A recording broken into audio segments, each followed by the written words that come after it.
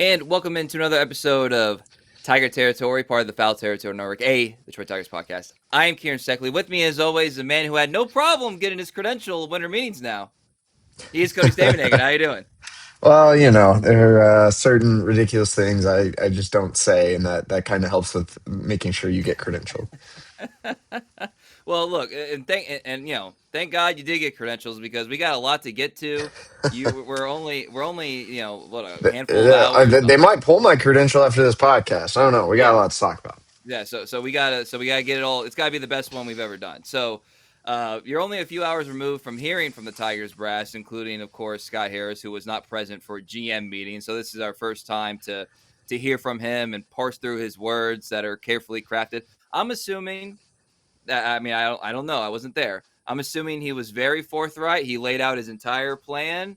He came forward about a lot of things. There was no sort of like shadow elements to what he was saying, and it was with a lot of emotion. So am I wrong or? Well, Harris is not known for transparency necessarily, but I think he was pretty transparent.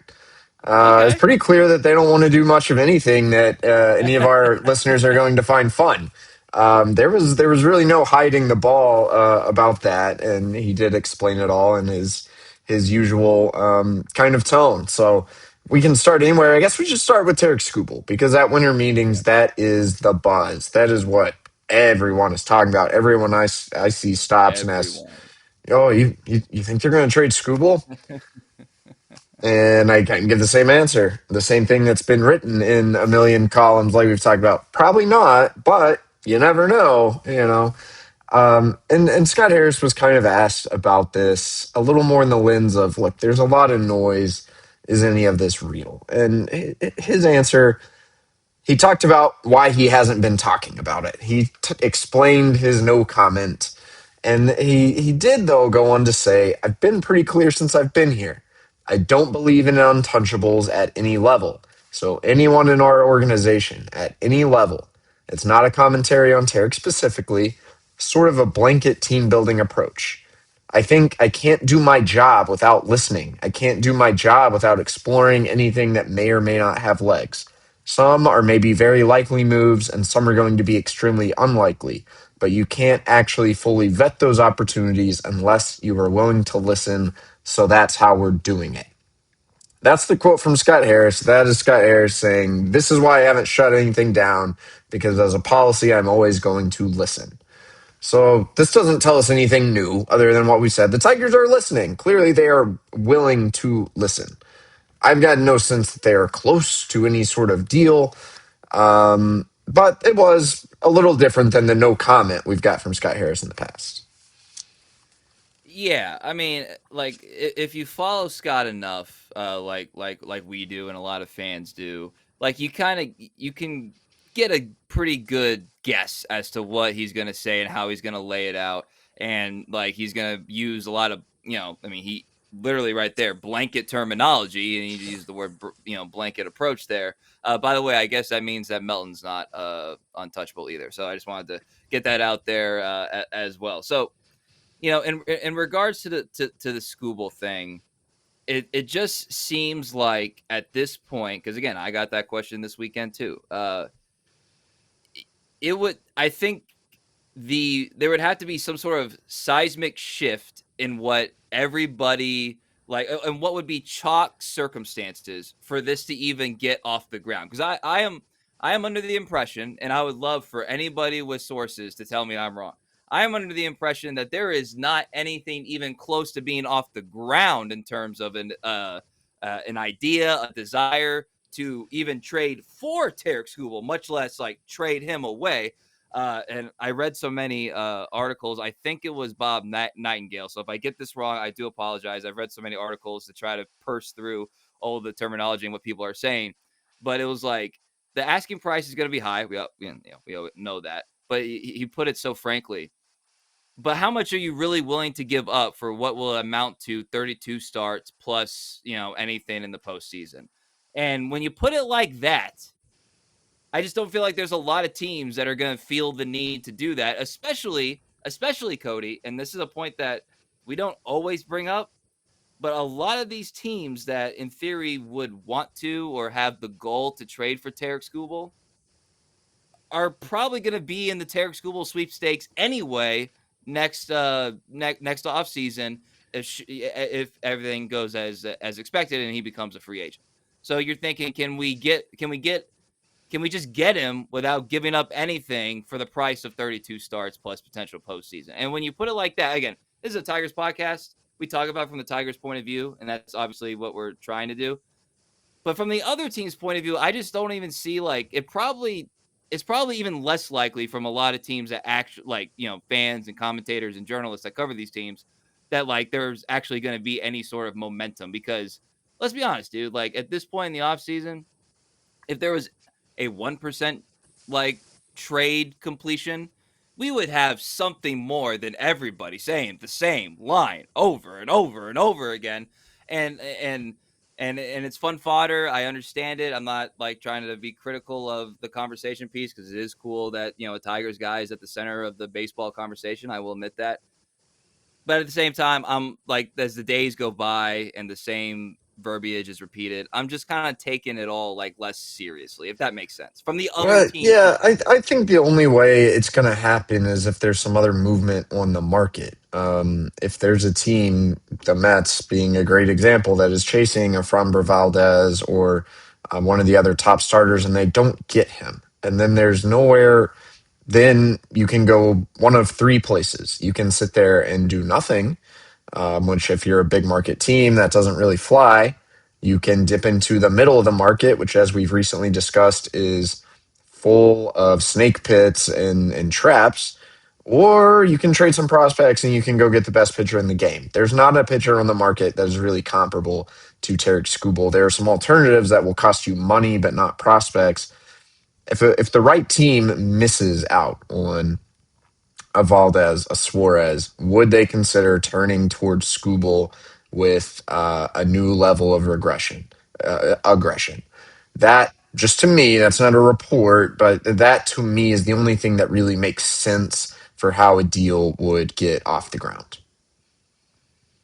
Yeah, and actually, you know what? The more I think about it, another way of saying what you just said is it might take like a Aaron Boone injuring himself playing pickup basketball, Yeah, Victor Martinez tearing his ACL like during offseason workouts, where a team that feels like they're close and something bad happens to one of their top guys or whatever, and they're just like, you know what, screw it, caution to the wind, let's just kind of go for it here. That not perfect analogies. I understand that, but that might be something that would even prompt someone to take it seriously. Because again, at this point, I just don't even think other teams are taking it seriously, much less the Tigers like seriously trying to trade for right. Tarik Skubal. Which That's I think I got to give the unsponsored, contractually obligated Tarik Skubal update, Cody. I know we talked around it a little bit, but Ken Rosenthal, colleague, friend of the show, and fellow foul territory media member. Appears to be the case, he's saying about the Tigers keeping Tarik Skubal. Bob Nightingale, as I said earlier, said no one expects him to go, talking about Tarik Skubal. And then we have a local guy. We'll give him some love. Lynn Henning tweeted out over the weekend, any team paying the necessary freight to pry Tarik Skubal from Detroit will be handing the Tigers a very good package. So I want to thank groundbreaking. everybody. Thank everybody for contributing to the discourse there. And then last but not least, we have ourselves a TV anchor in Los Angeles, KTLA. David Pingalore. I'm sorry if I'm mispronouncing it, but he said that the Dodgers are looking at a Tarik Skubal trade and, quote, the Tigers want to get rid of him and get as much for him as possible. So that is your yet to be sponsored, but still very important, contractually obligated Tarik Skubal update on Tiger territory. So no one's heard any of this except some guy named David Pingalore. He's okay, sure. We can move on, I guess. I think the thing that is always in the backdrop of the Scooble conversation is this right? Is this wrong? Are the Tigers doing the right thing in this circumstance? Speaking of Ken Rosenthal, he wrote that if the Tigers are going to keep Scooble, they need to go for it. And we've kind of talked about that at length throughout this offseason. The other big revelation that we had kind of hinted at in recent days, but is pretty clear now, is that I don't think the Tigers are going for it, at least not in the traditional sense. Listening to Scott Harris talk, we can break each one of these down, but they signed Drew Anderson. That deal's official. 1 year, $7 million with a $10 million club option. I asked Scott if they were still seeking starting pitching, and he said yes. And then he proceeded to say, given the makeup of our rotation, that may need to be optionable.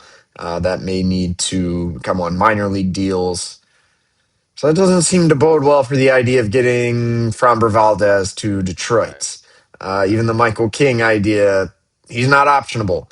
Um, he talked about the bullpen, and I do believe the Tigers, they're probably going to go get at least one pretty legit reliever, but pull up the words Scott had to say on that. There are a lot of conversations happening with free agent relievers and trade targets. We want to add to our pen. We think we have some pretty strong anchors in our pen right now with guys like Will Vest and Tyler Holton, and some young guys who are coming up and establishing themselves.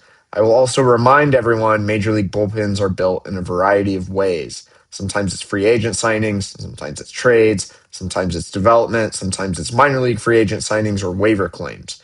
I think we've done a pretty good job here of finding that performance from those other channels that aren't used as highly. So does not seem to me like spending is going to be the sole way of building this bullpen. And then with hitters, I asked, do you think you need to improve this offense with external additions, or are you committed to the young guys you have? Scott gave a pretty long answer. Part of it was this. I think the majority of our growth as an offense is going to come from within, is going to come from that first group continuing to get better as they step into their prime. He's talking about Riley Green, Kerry Carpenter, Spencer Torkelson. It's going to come from the second group. He's talking more Dylan Tingler, Colt Keith, making leaps that the first group just made. It's going to come from this next wave of some of the best prospects in all of baseball really starting to make that leap into the big leagues. We're going to try to find a way to improve our offense without blocking those guys because they're too important to both our present and our future. We used to talk about them solely as our future. Now they're about to be our present and our future. The takeaway here is they're not spending on pitching. They're not really spending on bullpen. And the odds of an Alex Bregman coming to Detroit appear to be quite low at this point. I don't think they're very interested in handing out long-term deals. Even the Ketel Marte thing we've talked about sounds nice, but it's just probably not a fit. It seems like Harris is pretty committed to this young core. I'm not sure there are going to be major big moves ahead this offseason. Look, man, like all that like sound like it all sounds well reasoned. Doesn't mean it's the right approach, but it is well reasoned. But there is one thing I was reading your story on the Athletic. There is one thing that I did kind of want to maybe talk out a little bit because again, like these are just quotes on a page. Like, is there some context I'm missing here, a tone, things like that. But the Kevin McGonigle thing is something that we've talked Mm, about, like pretty seriously because they're taking it seriously. And that quote that you just read, and it's on our screen if you subscribe on YouTube, is also like a very serious quote. But at the same time, it Scott Harris felt a little non-committal about the Kevin McGonigle opening day roster aspect of the process here, and I'm just going to read the quote from your story. We don't know yet regarding whether McGonigle will be on the opening day roster.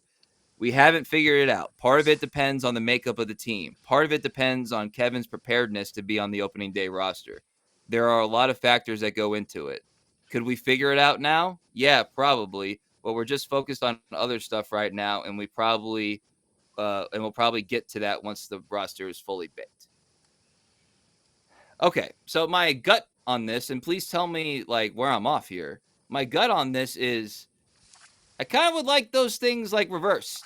I kind of would mm. like a pretty solid idea if you are going to have Kevin McGonigle on your opening day roster, like contributing to the quote fully baked roster. Because like again, this is not me, backtracking my previous comments. I am in favor of just like having him be in AAA if you can field yourself a more major league ready team that has a higher upside. I still believe that. But if you're not going to do that, which is we discussed, it doesn't really seem like that is the most likely of option. I kind of would like to, I would like to believe that they have a better idea than what that quote is as to whether he's ready for the major league roster. Because then you like it's like those two options, and then you're kind of doing neither. And I don't know if that's best for him, that's best for the team, best for AJ trying to figure out how he's gonna manage this roster. I feel like the McGonigle decision should be you should have an assumed position on it going in to how you handle free agency or trades or whatever, and then you can always pivot because obviously the games aren't happening yet. But you should have a pretty good idea, like, yeah, like we're comfortable with him playing shortstop. We're comfortable with him at third base. We're comfortable like getting DH days just to, whatever. Like I just feel like that part should be part of your process established already, because there's not going to be any new information that comes between the end of the fall league and next season, really. So like you should have that pretty well established. That is actually like I was a little kind of when I read that, Cody. Yeah, it was one of the more interesting quotes from Scott Harris today, and it's notable at GM meetings. It seemed like Jeff Greenberg had almost shut the door on McGonigle making the opening day roster. Scott seemed to crack that back open, but yeah, he framed it as almost seems to me like they're waiting on, right, like you said, the roster to be fully baked. Makes me think they maybe are looking at some other shortstop. I don't know if that's Bo Bichette. I just don't. Nothing else seems to indicate they want that sort of commitment. But maybe our guy Ha-Sung Kim. Maybe there's something else out there they could be looking at. Otherwise, the quote just seemed a little head scratching. Like surely they have an idea if he is ready, and if he is ready, why wouldn't he be on the roster? But Harris also said that he thinks McGonigle has gotten a bad rap in the media at large for his shortstop ability. So still seems to be a lot of faith in him playing shortstop. I asked, like, is it an open question who is going to get the lion's share of reps at shortstop? And both Scott Harris and AJ Hinch pretty much said yes. AJ Hinch talked about he would really like Javi to still move around and play some other positions. They think that's the best use for him. So I did leave there wondering, like, is there something else going on at shortstop that if it's a yes, McGonigle starts at AAA, and if it's a no, he starts in the big leagues? Like, I don't know. I think you were fair to point out, Kieran, that was a little bit of a strange quote, and even as close as we're going to get to like a departure from the Tigers' normal mode of operations. What more is there to be seen to know if he is ready? If he's, what do they say? Like players tell you when they're ready. So either he's told you he's ready or he hasn't. Like what, how much gray area is there really, Yeah. especially with the prospect of his caliber? And we also know it's not like he's gonna play his way onto the opening roster like with spring training. Like the spring training will be a part of it, but he's not gonna like play his way onto Right. the opening He day might have to roster. show some certain things. It'll help if he has a good spring, but his spring training counting stats are not going to be what makes this decision. Yeah, right. And so again, like there might like they sign a Kim, they sign a Bichette, or whoever, and then that quote makes more sense. You see what I'm saying? Like that, Hmm. like on the back end, you kind of feel like okay, this actually aligns. They kind of knew this was their plan. They didn't want it to their hand, whatever. But as of now, it makes me think like I kind of wish you had an idea as to what you wanted a 2026 Kevin McGonigle season to look like, because that quote gives zero indication that they have that projection like actually out there. Like that would make more sense for like Max Clark, in my opinion, who I think everyone would agree is further behind McGonigle in terms of like chances to make the opening day roster and things of that nature. So yeah, I just wanted to point that out. Let's circle back here for a second, Cody. The Drew Anderson signing, I believe, was announced or reported on Friday night Right. and made official on Monday. And I'm sure you already said this, but I'll just repeat it. It's a 2-year deal, but it's a team option for the second season. It's $7 million year one. The team option season is $10 million. This is a guy who has obviously had an unorthodox route to getting a total of $17 million contract in his major league career. Spent the past 2 years in Korea. The Tigers are obviously familiar with him. Had him in spring training a couple of years ago. So it's interesting because he is a native player that went overseas and is coming back, but he also has a career 69 ERA plus. So and now he's gonna But he you added a signed him kick for. change, Kieran. He added a Well, kick change. that's the thing, man, because like we're talking about starting pitching and needing to add they and maybe like up a tier level of like salary for a starting pitcher, and they signed a guy. The all they're guaranteeing him is $7 million, and he's gonna quote go into spring training compete as a starter. So I'm not really sure like what the read here is. It seems to me that this is a $7 million. We'll see what happens because I don't know. There's nothing in the track record that makes me think he's going to be making $10 million in the year 2027. So that's just my opinion. I think it's certainly fair to be skeptical of this signing, but I'm also going to say why I don't hate it. I almost like it. It's because what we talked about. They missed on Helsley. Helsley would have solved so many problems for them, but they missed on Helsley. So what else were they going to do? Was there another creative move up their sleeve, or were they going to pay Zach Eflin or something? 15 million. This is basically saying we're not going to do the middle of the market thing. We're not going to get stuck in paying a premium for a mediocre starter. We're going to pay less for someone we think has some upside and hope it hits. And given that they already have 5 starters, we all know they're going to need more and probably a lot more than that throughout the course of the season. But given that it's not like this pressing need, I don't hate it. Now, I would kind of like to just see him sign Michael King or Ranger Suarez.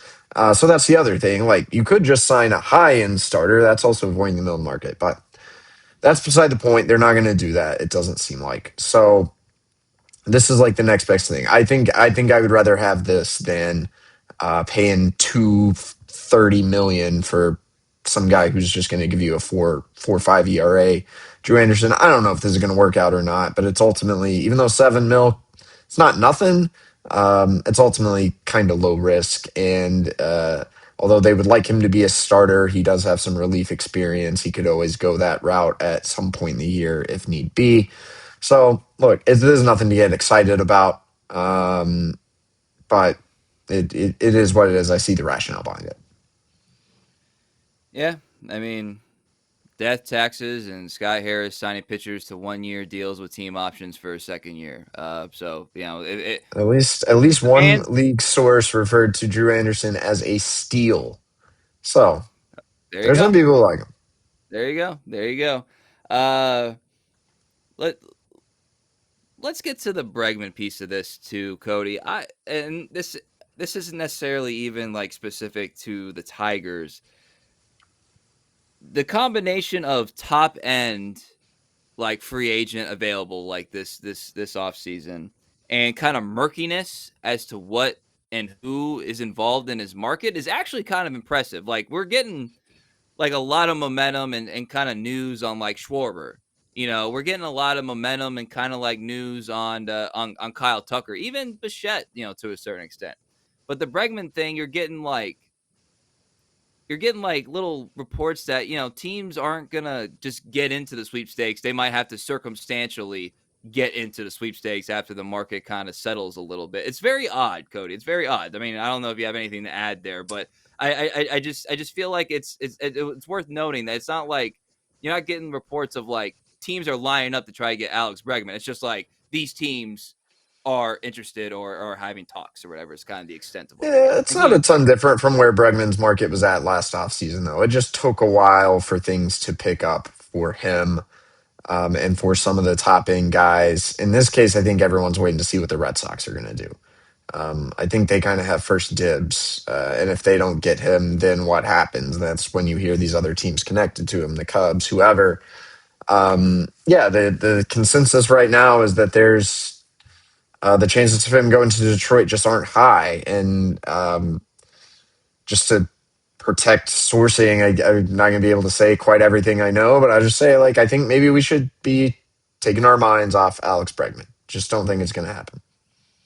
At least, Yeah. certainly not on a long term deal. The floor falls through somehow and you can get him on the deal he signed last year, maybe. But I wouldn't count on that happening, and it just doesn't seem like this was meant to be. Yeah, well, I mean, still going to be thrown around in there a lot. We know that for sure. Until he signs somewhere, the Tigers will still be like in contention or whatever. So the news updates will not go away with that. Well, I Let's wouldn't wrap. put too much stake into him, though. I just wouldn't. Let's wrap up here. Probably the best news of the day one of winter meetings is we got a Jackson Jobe update, Mhm. and in Jackson Jobe, I'll just read from your story again, Cody. He had Tommy John in June, obviously June of 25, and he's expected to pitch at some point in 2026. Obviously, have to have good rehab for that. Scott Harris said it's hard to forecast an actual date, but we expect him to boost our roster in the second half. It's nice to have a boost of a rotation typically at a time when we need to fill out starters. So I think I think I also saw he said like what was it, competitive in September or whatever, competition mode or something like that. So it seems like they are going. So we didn't know this. Seems like they're going in with the anticipation we are going to get some sort of contribution from Jackson Jobe in the 2026 season. So that's worth noting because that was something that a lot of people had kind of pushed off to 27. So Yeah, I do think that's somewhat noteworthy. Just the schedule would always of his rehab would suggest he maybe could be back by September, and just given a young player of his stature, would you want to be more cautious and just say, "Hey, we're going to punt this"? Doesn't sound like it. Now, Jackson Jobe returning at any point in the second half is still going to be contingent on his rehab going well. His timeline's pretty close. With wow, name blanking, Urquidy. Astros starter Jose Urquidy, who they signed and who actually had a setback, barely made it back toward the mid part of September. Without that setback, he probably could have been available closer to the start of September. So that's probably the timeline I would consider for Joe, but every rehab's a little bit different. It's good to know though that the Tigers seriously believe he can help next year's team. And yeah, wouldn't it be nice if they're in it and maybe they're down a starter or something, and then we're just going to casually get back Jackson Jobe and some of the nasty stuff in the game. That could be a lot of fun, although also interesting because Jobe has still proven pretty much nothing yet, despite all the hype around him and the little we saw of him last season. Yeah, and that's another thing too. Like sometimes we forget like just how little major league experience he has because of that injury, and there's gonna be you know now I don't want to make it sound like I'm holding water for anybody, carrying water for Yeah. anybody, but like the reality of the situation when you look at this roster is if things go well, it's going to be because you got more contributions in 26 and 26 than 25 from even like a Jackson Jobe, even if that's at the end there of like a Parker Meadows, a Matt Vierling, some of these guys that like you kind of had to play without. So that's how they're looking at it. That's all I'm saying. I'm not saying it's how I would do it, but that's how they're looking at it. Yeah, let me read off another quote because what have we talked about a lot? They stand to lose Skubal, Flaherty, Mize. So Jason Beck asked Scott Harris basically, do you have to plan for beyond 2026? There's basically a way of saying, do you need a pitcher on a multi-year deal? Scott Harris said, for a variety of reasons, we're pretty focused on 26 right now. There's a ton of uncertainty coming after the season in a variety of ways. We're pretty focused on 26 right now. If there's an opportunity for us to get better in 26, we're going to take it. If, in addition to the opportunity to get better in 26, we're going to get better in 27, 28, 29, we're obviously going to look into that too. But we have a good team right now, and we have a great opportunity to take another step forward in a young group, and we're trying to find ways to add to that. So, further evidence, they don't really seem interested on spending big on a starter. And another one to question, is this right, man? Because assuming you lose Skubal one way or another, we're going to be at winter meetings next year, and like they're going to have a pretty dire need for some real pitching. They'll have Jobe, who will still be unproven.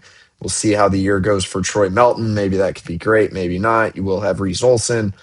Hope he stays healthy. I mean, you'll have your other guys, Sawyer Gibson Long, Jake Miller, etc. But you are going to have an incredibly unproven rotation and a need for multiple starters. in a quick way, man. When you read it out loud like that, it's like that.